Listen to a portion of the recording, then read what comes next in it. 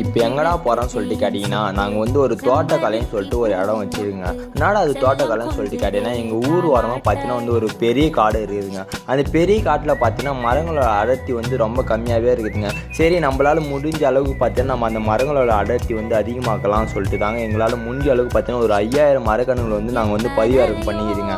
இந்த 5000 மரக்கன்றுகளும் பார்க்கலாம் தாங்க வந்து நீங்கள் போயிருந்தோம். காலையிலே வந்து ஒரு வேளை வந்து நாங்கள் வந்து எல்லாத்துக்குமே வந்து தண்ணி விட்டு போயிட்டோங்க. சரி, ஈவினிங் போயிட்டு நம்ம தண்ணி விட்டு வரலாம், எல்லா மரக்கன்றுமே எப்படி இருக்குன்னு சொல்லிட்டு செக் பண்ணலாம் தாங்க போயிருந்தோம். போனோடனே பார்த்தீங்கன்னா காலைல விட்ட ஈரமே இருந்தனால பார்த்தீங்கன்னா அவங்க வந்து தண்ணி விட வேணாம்னு சொல்லிட்டு முடிவு பண்ணிட்டேங்க. அதுக்கப்புறம் பார்த்தீங்கன்னா எல்லா மரக்கன்றுமே பார்த்தீங்கன்னா நல்ல பசுமையாக இருந்துச்சுங்க. எந்த மரக்கன்றுமே பார்த்தீங்கன்னா வந்து இறந்தே போகலங்க.